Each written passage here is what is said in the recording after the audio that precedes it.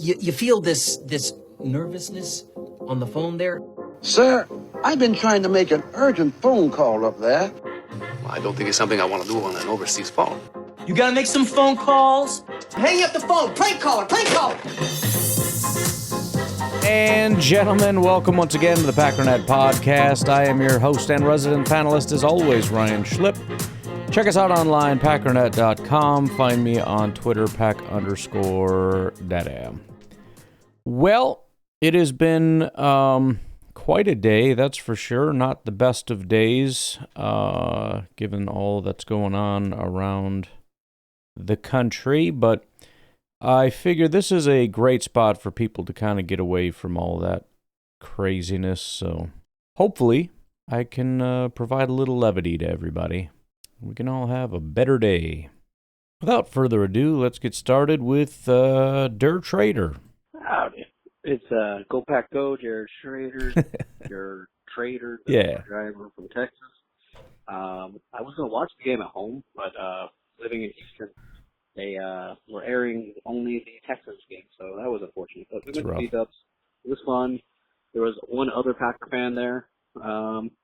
He was yelling every time a big play happened, just like me. Nice. It was fun. And, man, that was just amazing. And what can I say? I mean, it was nice to see the offense start out fast. I mean, those two potential picks could come back to bite us later. But, hey, I'm going to chalk that up to not as much time on task with the offense, just like Jordan Love had the whole hand injury and thumb injury and everything. But then also, Micah Parsons, man, making a difference. Every snap he was in, causing that interception, getting that electrifying sack. That was amazing. Oh, man. Can't wait for the rest of this season.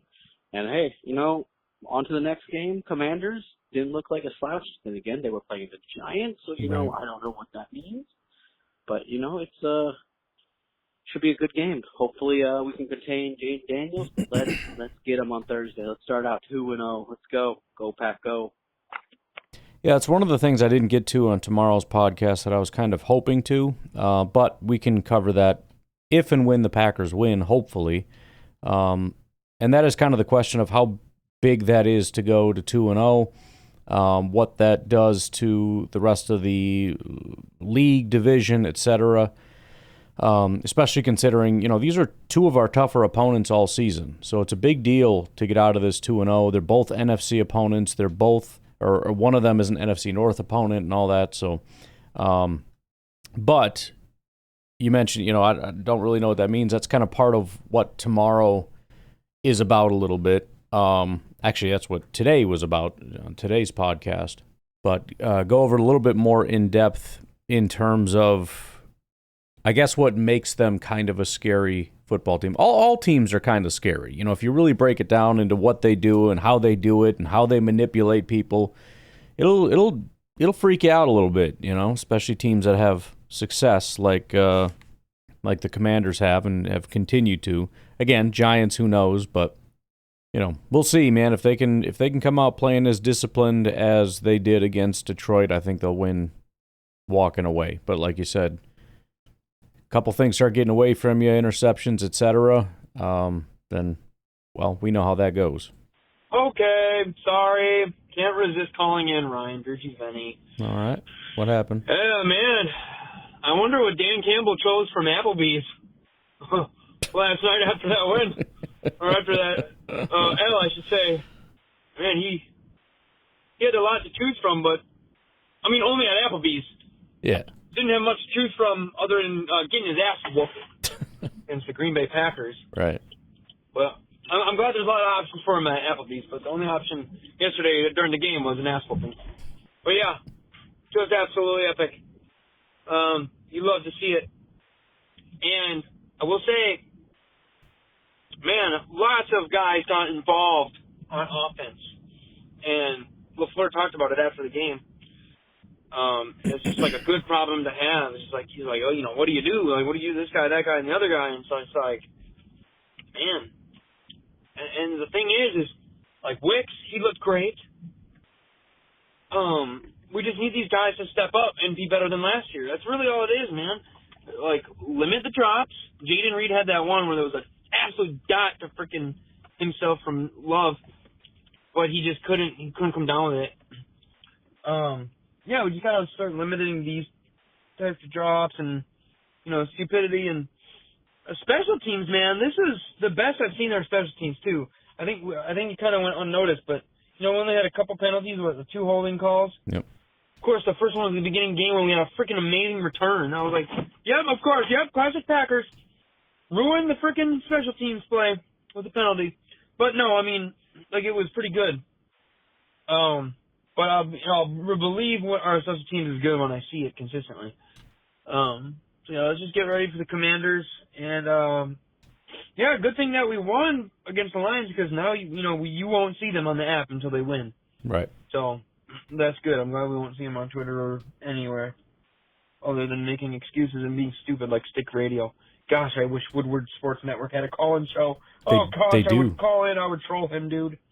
God, that guy's such a loser, man. I mean, maybe it's not call-in, but I haven't fully watched it, but there's a whole deal where they're kind of going back and forth with the comment section, so you could possibly find them doing that. I don't know if there's actual call-in or not, though. Everybody go troll Stick Radio. And I know he probably is just making these dumb posts for engagement, which is cool, whatever, but he's still an idiot for doing it. But he probably does believe it because Lions fans are idiots. So anyways, I'm going to go eat lunch and watch interviews, and I'm just going to watch highlights because, man, that was beautiful. Go Packo. Yeah, he probably is just, I don't know. I don't actually know. I think, some of these guys are sociopaths, I think, especially on, national media. I don't think they actually care about anything. I think they're largely emotionless. And they just say what can give you the most views or whatever, and they don't really care when they get stuff wrong, and they don't really get upset about stuff. I think this Stick guy, I'm not sure, but I think these are actual diehard fans. I think the whole shtick that he put out with his video, I think that was more a strategy, in terms of how he was going to handle this situation of being made to look stupid, is to try to turn it back on. But I think he actually cares. With that said, there probably is going to be the extra added benefit of getting extra clicks and whatnot, which is, maybe a consolation prize for him. But my continued standard on this issue for right now is, if you're willing to play the idiot, then I'm willing to participate in that with you. There's a lot of people, don't engage with that. That's what they want. It's like, well, that's what I want too, though. I mean, they're kind of just giving me what I want. So I can't imagine they're making millions off it. And even if they were, then kudos to you. You're providing a service to me. But it's crazy that it's kind of like, somebody's like, if you're in a bad mood and you just want to punch somebody, and somebody's like, well, I just want to be punched. And then people are like, don't punch him. You're just giving him what he wants. It's like, okay, but what he wants is to be punched, and I kind of want to punch somebody, so I'm going to go ahead and do it.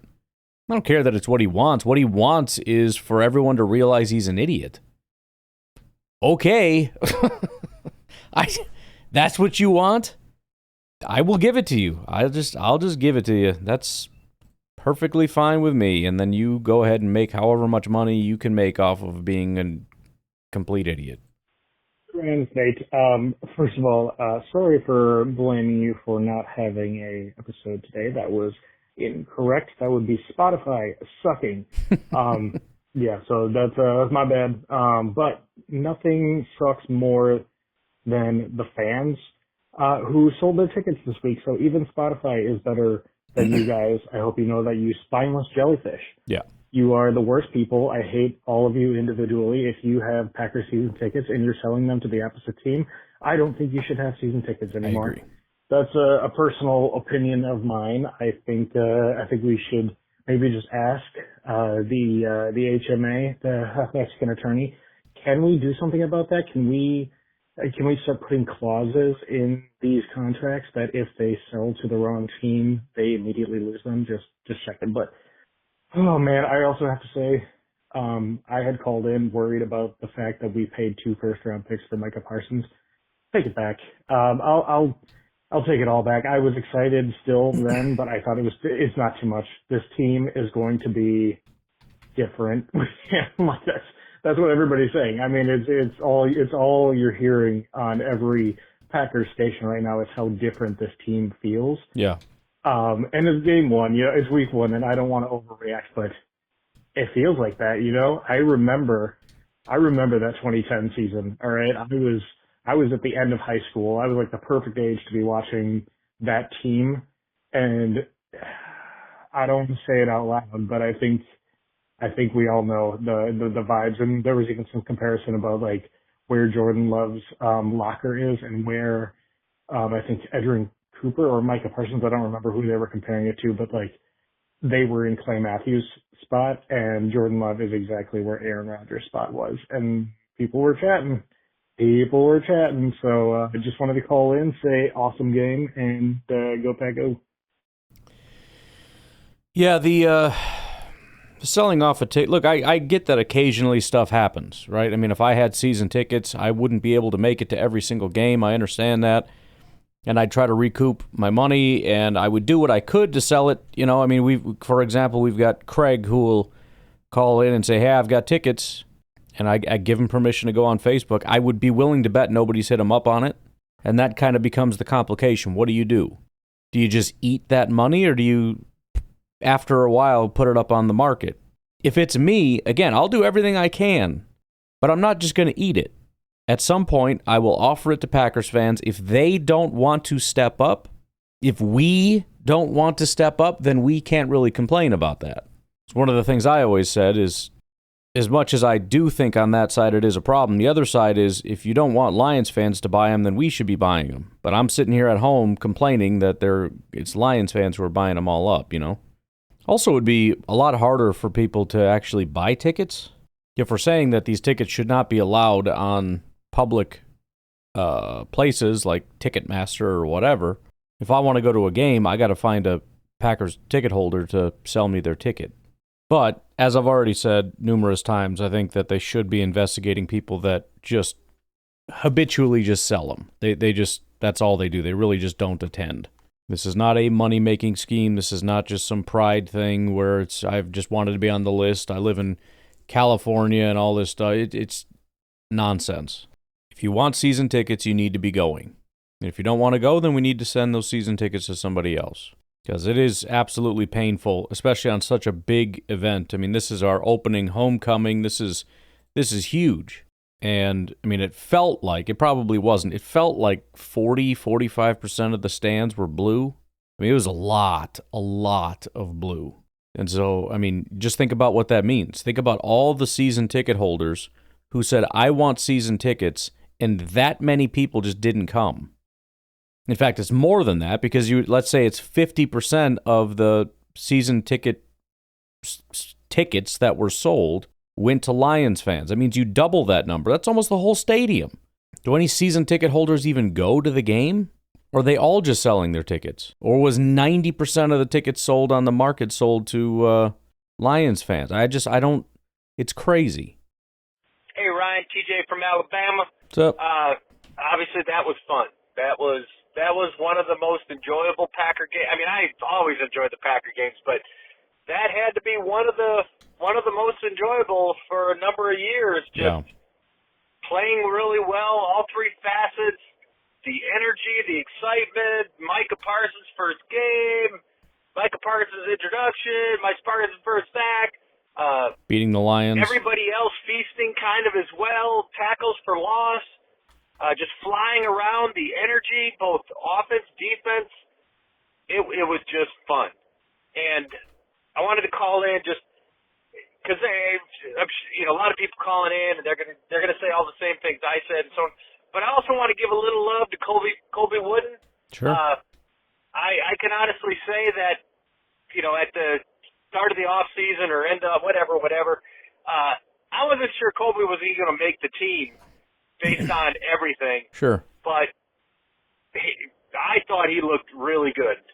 Maybe not, elite or anything of that nature, but not to dump on Kenny at all, but I watched the Dallas game and spent a lot of time watching Kenny in that game, and then of course watched the Packer game. And not to compare it, well, I guess to compare the two, Kenny got stood up a lot, just kind of hung out. Yeah. Colby was attacking. I thought Wooden played a really good game. Clearly, the whole defense played a good game, but I want to give a little love, to Colby Wooden. Good to see you out there. Good to see that interior of the defensive line making some hay. Last thing I got is I still think Detroit is a very good team, and all I got to say is good luck, Chicago, because I'm calling this before the Monday night game, so I don't have any idea how that's going to turn out. And regardless how it turns out, good luck, Chicago, because I think Detroit's going to be ornery against them next week. Yes. That's it. Thanks, Ryan. Go Pack, go. Well, I do too, and it's kind of win-win, I suppose. I mean, I kind of hope that Detroit, you don't want to say Detroit is just a terrible team, and actually we're not that good. We just beat a terrible team. And again, it's hard to know when you're watching a game, but I didn't feel like they were a bad team. Again, they looked fast, they looked disciplined, they did everything that they were supposed to do.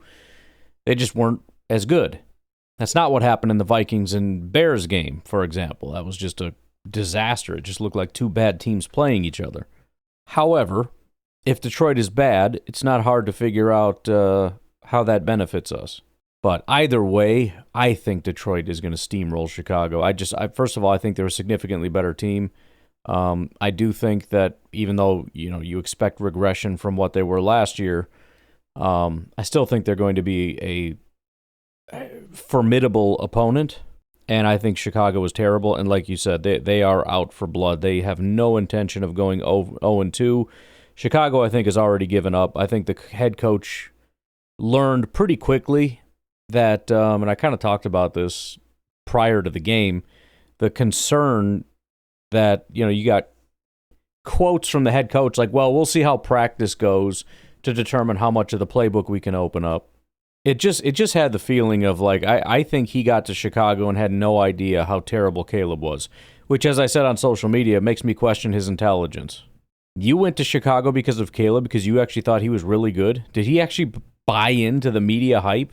Was this one of those things where he watched him since high school and he's been enamored with him and obsessed with him and he couldn't wait for the opportunity to coach him? Is that kind of what we're dealing with here? You didn't see last year how bad he was?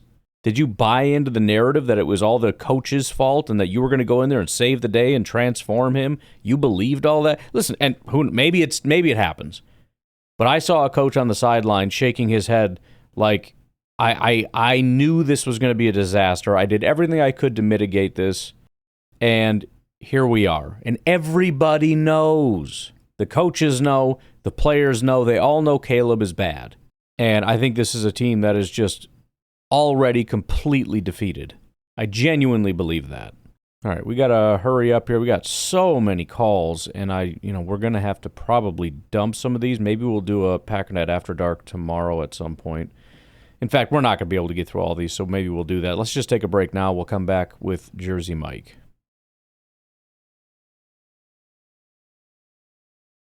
Hey, Ron, it's Jersey Mike. So I'm on my way home from work today, and I've been stewing about this win against the Lions. And I'm listening to Micah Parsons, talk, and the guy is just, how can you not love him? Oh, yeah. How can you not love the guy? Like you said, the defense has just come alive since Homie walked in the building. Yep. There's just something tangible in the air. You can feel the electricity, the vibe. It's oh man, the attitude that the defense had. They were just trying to take people's heads off.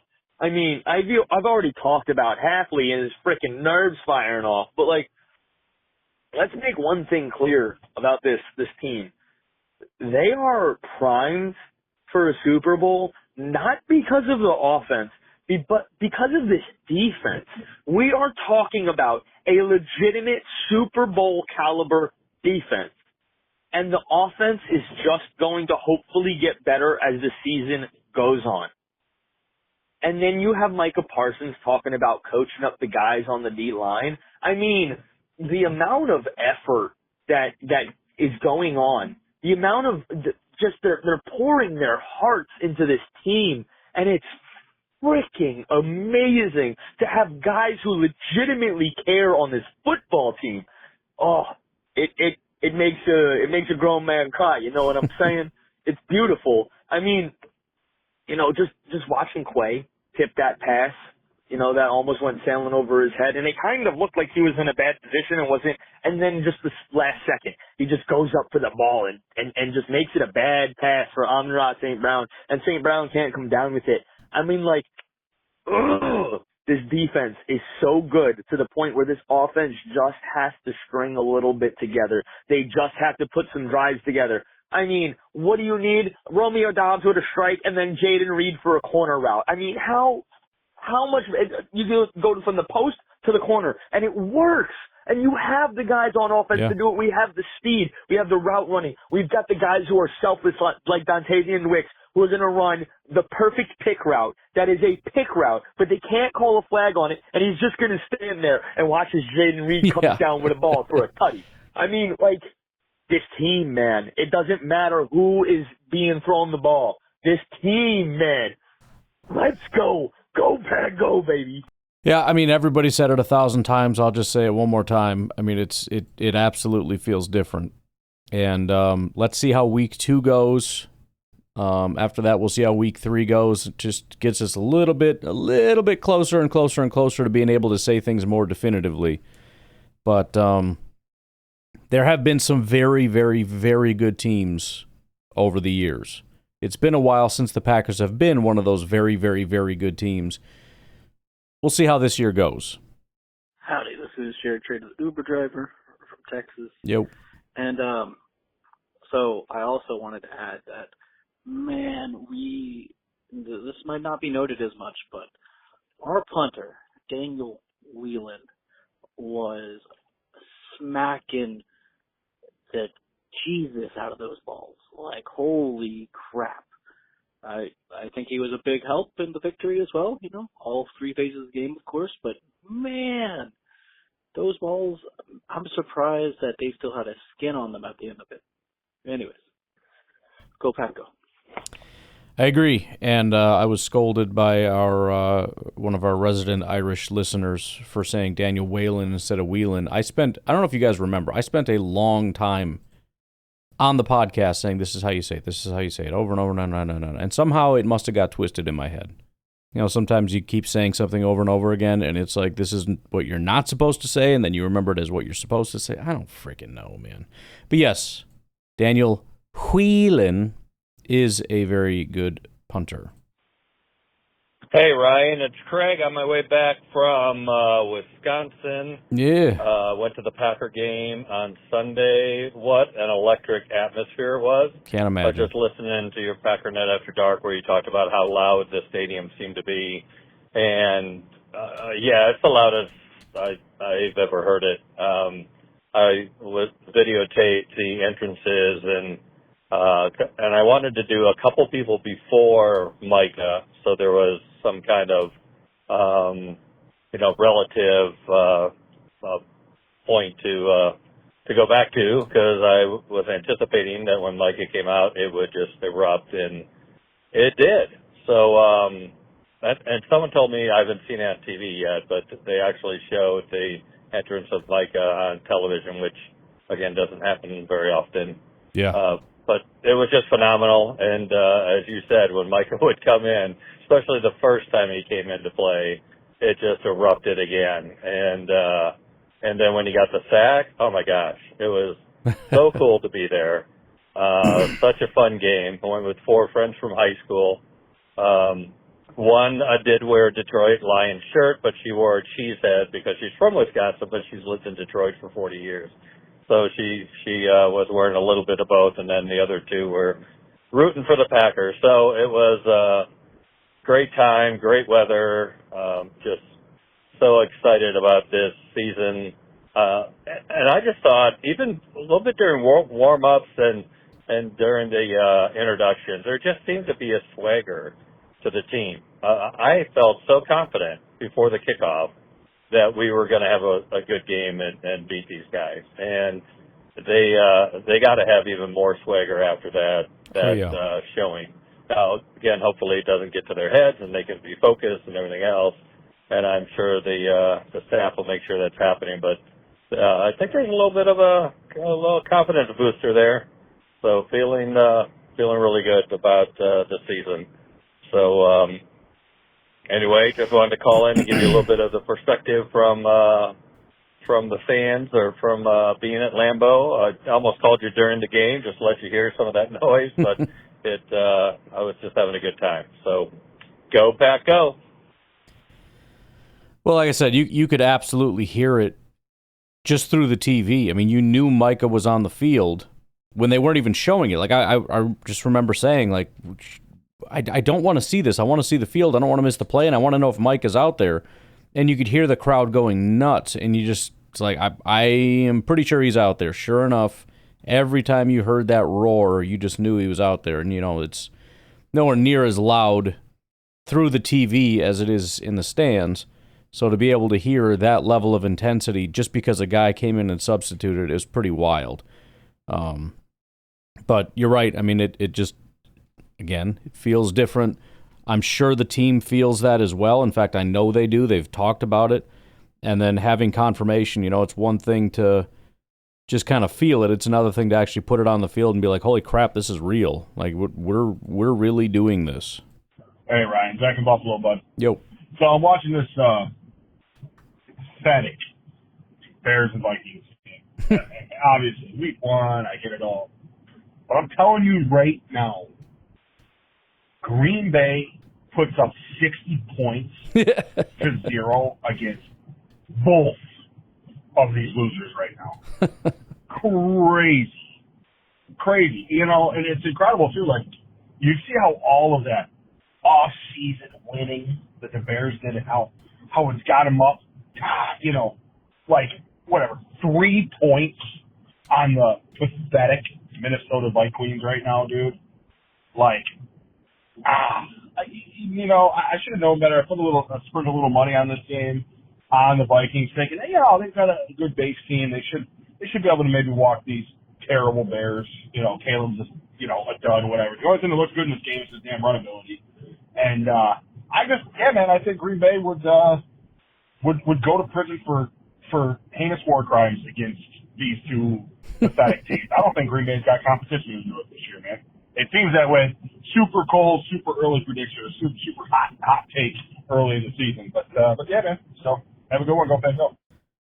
Yeah, I mean, the Lions and Vikings are kind of the only question for me, and the only reason I say that is, will the Lions significantly improve from what they were? We obviously already beat them. The Bears in no way make me nervous. And then for the Vikings, you could hear me kind of talk through it if you listen to that bonus episode.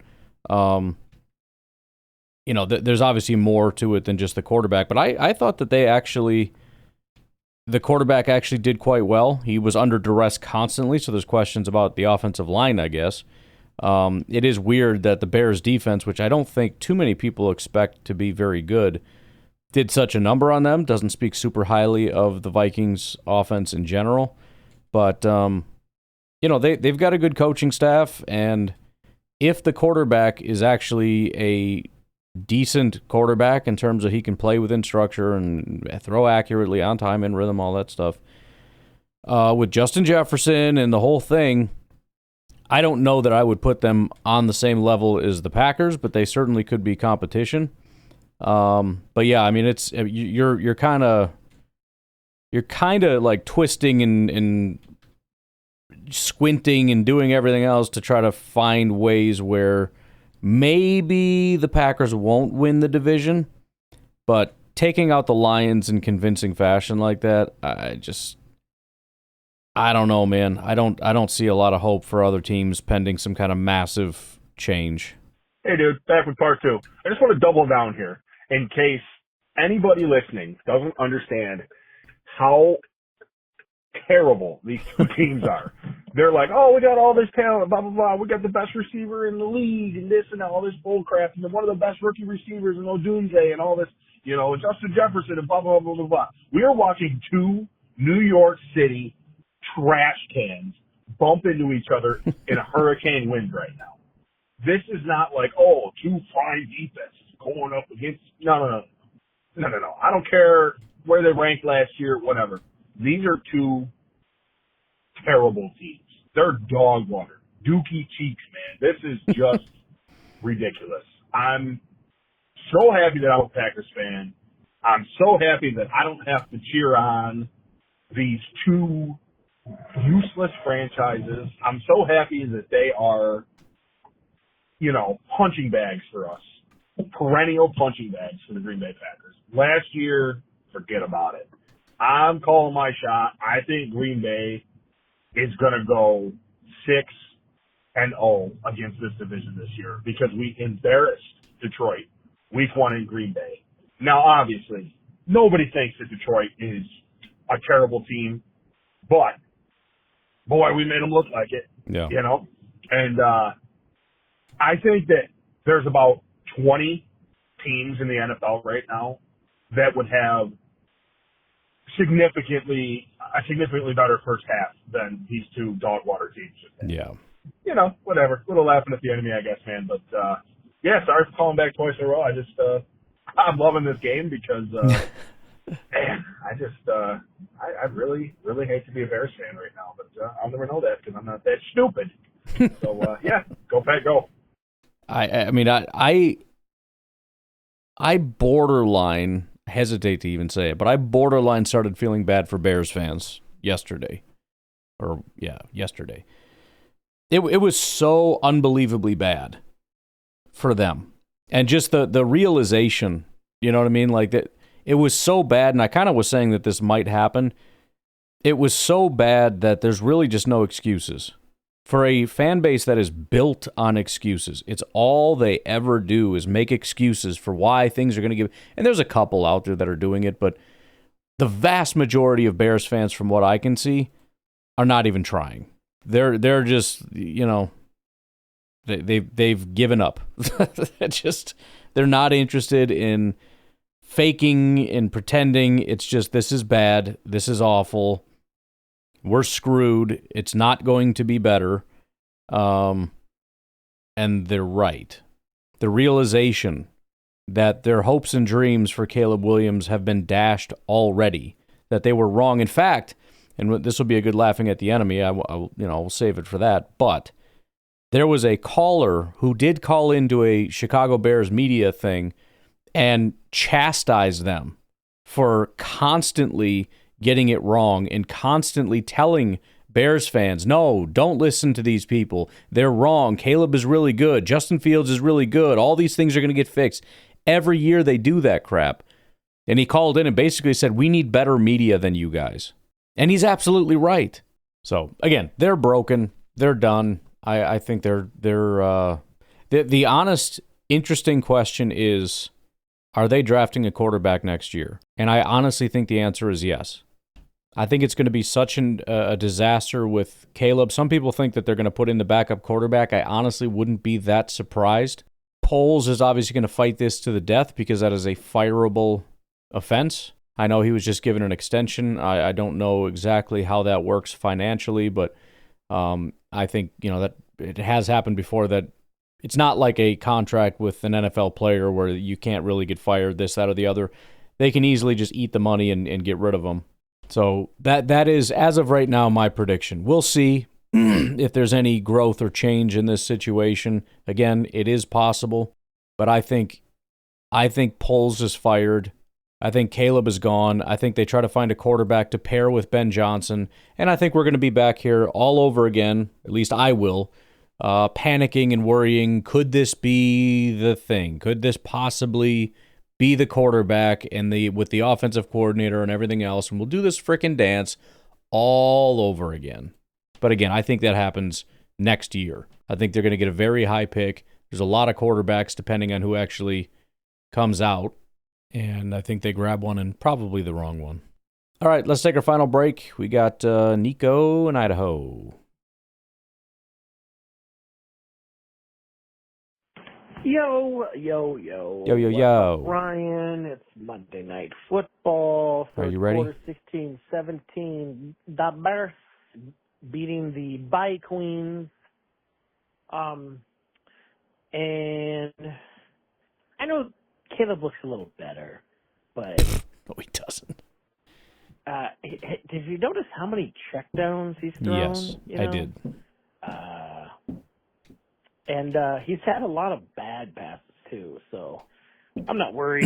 I think the Vikings are not that good. J.J. McCarthy, you know what? He might be good someday, but he ain't good today.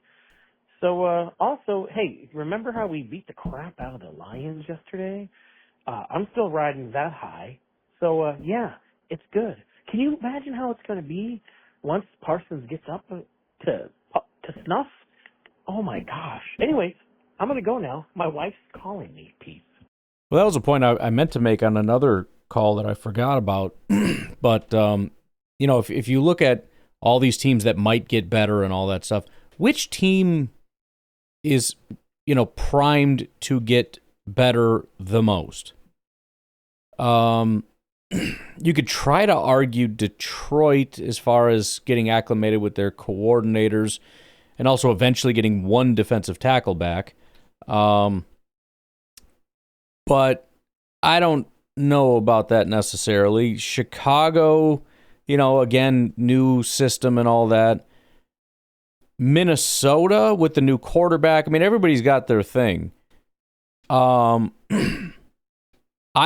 just think when it comes to all four teams, the fact that we haven't even scratched the surface with implementing an elite pass rusher, I mean, that alone, I think, surpasses all the maybe stuff.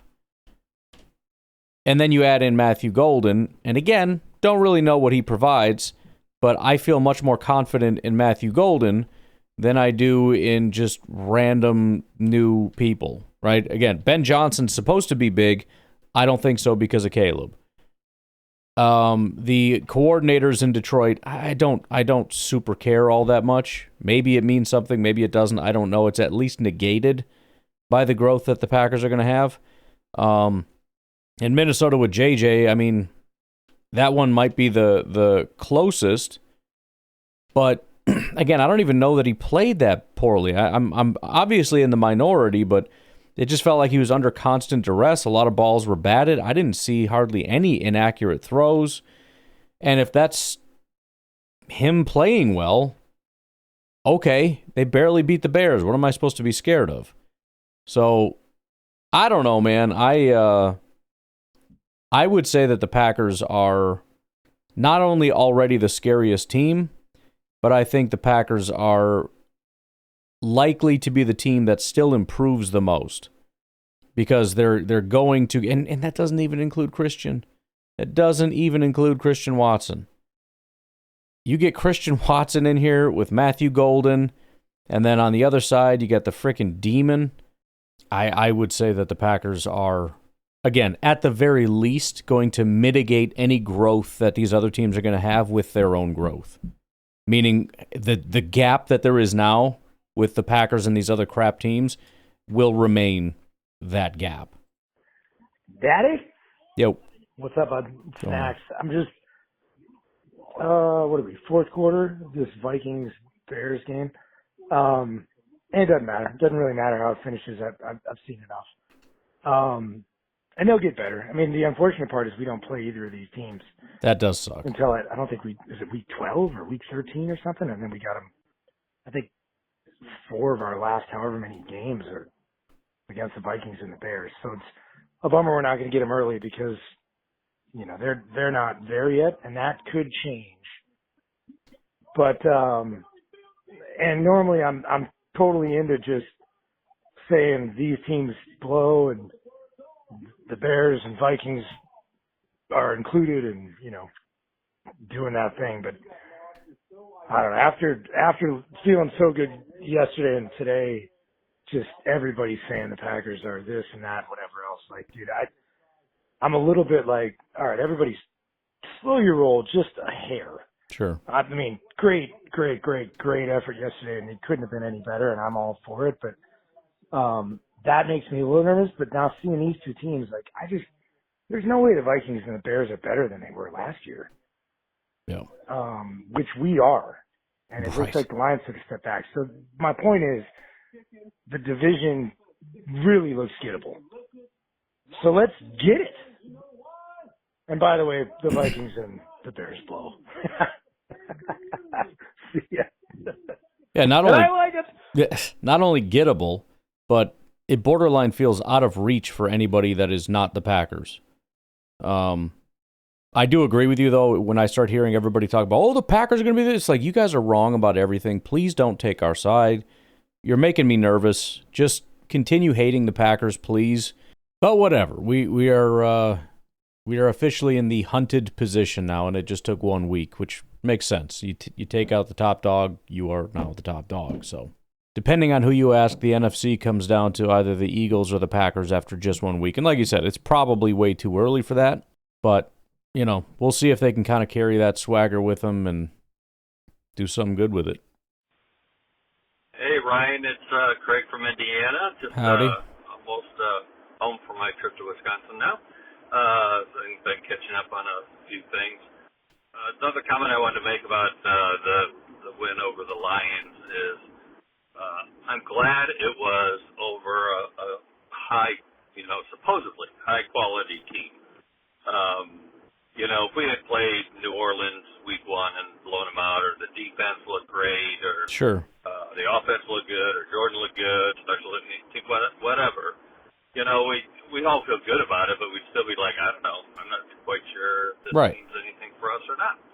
But when it's the Lions, and maybe they aren't what they were last year, but they're still going to be a good team, and you just basically blow them out like we did. It just, again, feels so much better, so much more confident. So it'll be awesome if we can do that also against the Redskins, if we can come out 2-0 against these teams that went deeper in the playoffs or were higher seeds. That should give us a lot of confidence. So excited about that. I also didn't comment on Jeff Hafley's game plan. I'm sure some others did, or you talked a little bit, but again, that guy is just amazing. I mean, he had me from hello. First press conference, I just really liked the guy. And last year I thought he did a great job. Again, if this keeps up, this will be our last year with him probably, but we'll enjoy it while we can. And the last thing I was going to say is I usually end my calls with a little Go Pack Go, and I don't know, I've probably called in at least 50 times or so. So I think you owe me 50 Go Pack Goes back, Ryan. So I could just sit here and wait until the 3 minutes go off, and you could maybe catch up on those. That would be great. Or I could, put you out of your misery and just hang up now. Take care, bud. Go back up! Come on, Ryan, you got it. Go back up! I got nothing. All right, bye. You almost got me there. You almost, I felt it welling up inside of me, but I resisted it. No, I'm just kidding. It was not welling. But you're right.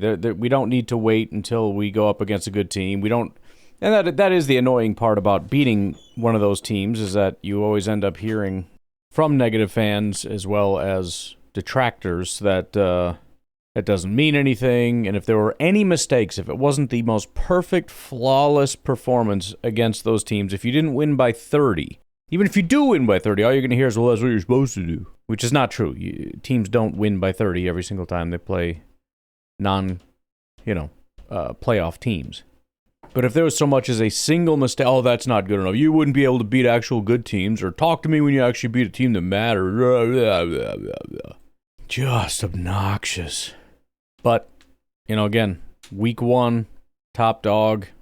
Assuming you win, it's a good way to go. Right. Yo, Ryan, it's your uncle. There it is. Rico. You're killing me with the cat and the slaughtered animals and the worms. Yeah, I don't. My animals, mostly dogs, they eat anything and everything. Yeah. Don't give your dog that. But meanwhile, it just ate the neighbor's chicken, and it ate the neighbor's chicken's poo, and it ate the neighbor's dog's poo. Heck, it probably ate the neighbor's poo. But you can't have a grape It'll die. My dog ate this ear of corn the other day, cob and all, and I was a little bit concerned because a cow takes 4 stomachs to digest a cob of corn, and they said it was terrible. When I looked it up, and your dog is definitely going to die. And yeah, she was kind of uncomfortable for a couple days, and periodically she made these wailing sounds like something was stuck in her innards, but she worked it out. Yeah, she's be all fine. right. What else? I was going to tell you. Oh, yeah. The crazy pet people, I get it. They love their pets, but also they don't want them to get ticks because, they'll die. So we'll dump some freaking pesticides down their throat or on their back once a month, stuff that says clearly on the label, don't ever touch it, and if you do, you're going to die. Just dump it on your pet. I don't dump that stuff on my pet. They take their chances in the forest with the little ticks and stuff, and then I pick them off, and then I burn them. Yeah. Yep. Anyways, also, something new I learned. I had no idea. I know a lot of you people don't like Tony Romo. I do. I'm kind of proud of him. It's Wisconsinite for once, so we're going with that. And then, he did pretty well in the NFL for being a low-round draft pick, and I like him as an announcer. Like I said, I know a lot of people don't, but I didn't know he was of Mexican descent. I thought he was Italian. Tony Romo. Sounds like a pizza, right? I didn't know that either. Tony Romo's great-grandparents are full-fledged Mexicans. That's crazy. That kind of floored me. I guess Spain isn't all that far from Italy. Same thing. Whatever. All right, then. Rico got to go. Rico out. Yeah, it's all the same people, kind of. A little bit of extra flair mixed in, a little bit of extra. Never mind. I'll just say Aztec. All right, I was gonna say sacrifice. All right, human sacrifice mixed in. You happy?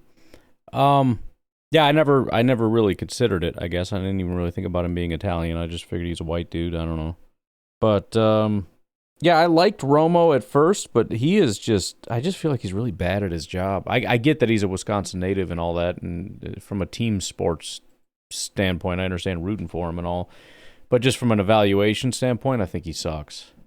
He had a cool little gimmicky thing where he could call out plays that were about to happen.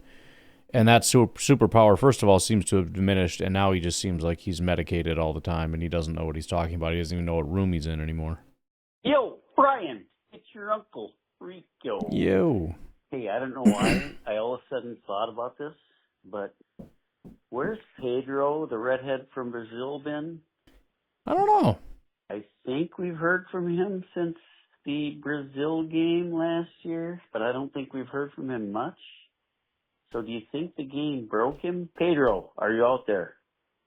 Are you okay? Pedro, call in. I need to know that you're okay. Pedro, did you bet, your life on that Packer game and then, with the Brazilian mafia? And are you, are you still with us?